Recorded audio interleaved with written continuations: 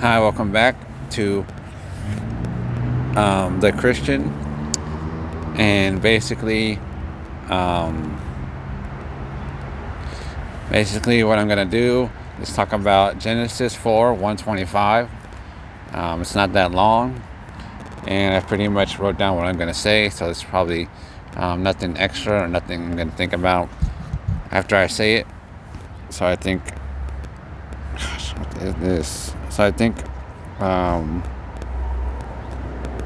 that's just what I'm going to say.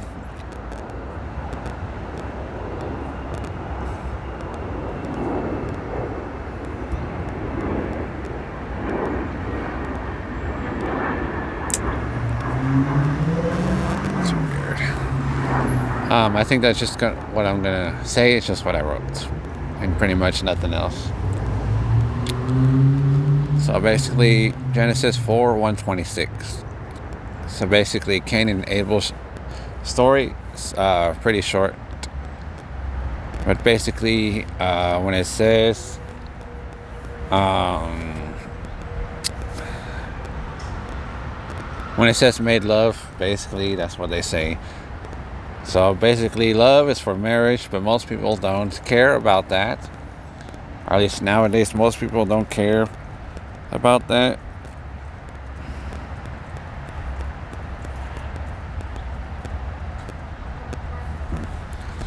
Most people don't care about that.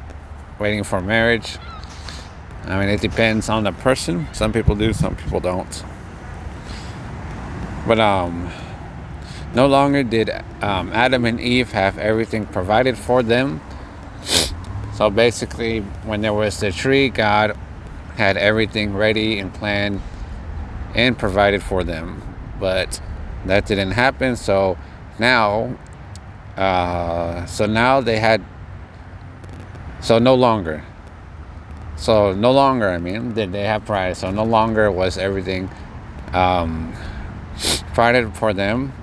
So now there is a struggle against the elements in order to have food, clothes, and shelter.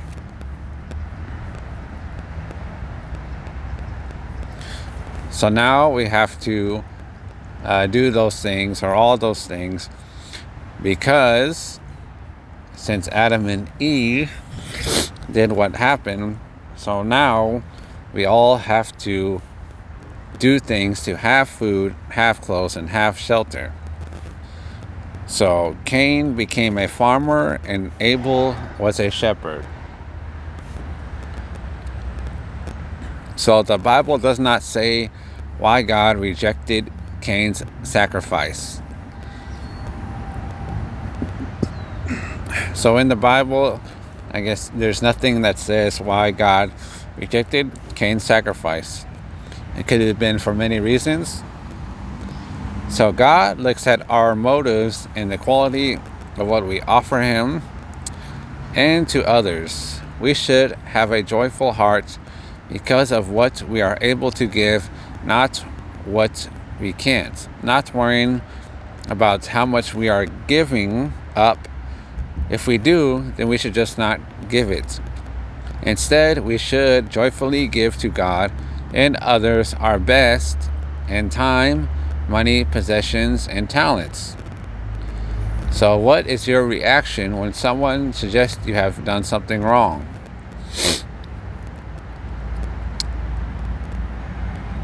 So after Cain's sacrifice was rejected, God gave him the chance to do right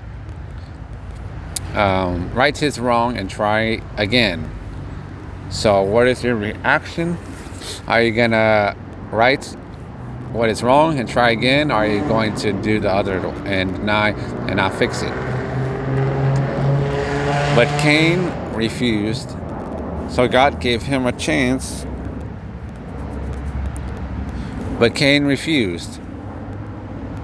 So the next time someone suggests you are wrong, take a mirror or a phone and look at the camera and be honest to yourself and do things God's way, not yours.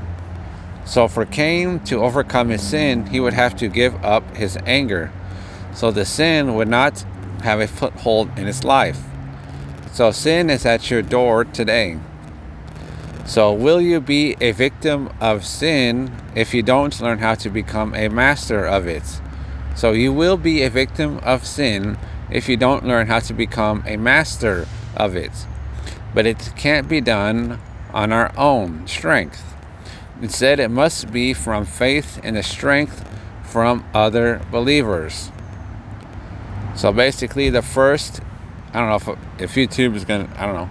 I guess I'll leave that word out just because I don't know if YouTube will block the video or because of the word. So only God should be the one to take life away. Adam and Eve, disobedience brought sin into the human race, not God. But Cain acted against both God and man. So let God help you with your little sin before you become a tragedy. So let God help you with your little sin before you become a tragedy. So God judges all, but not out of vengeance, but to restore our fellowship with Him. So last point, when people are left alone, most of the time it gets worse, not better. And last point here, Seth would take Abel's place as leader. And then one of the chapters is just basically the lineage and all the people and all the names. So I'm just going to leave that out. But that's basically what Cain and Abel is about. Is the first time that happened, or the first that happened. Like I said, I don't know if that's not a good word to say on YouTube. I'm not sure. So basically, the first life that was done was by Cain. But the thing about Cain is he acted against both God and man. Because sometimes our sin is just against God, but sometimes it's worse because it's against God and man. So that's about it. Like I said, maybe somebody could talk more about it, or maybe somebody else can do more detail about it. That's just as much as I can get from it. And the next part will be, of course, the Moses part, and that's probably longer, or that's probably going to be more to talk about.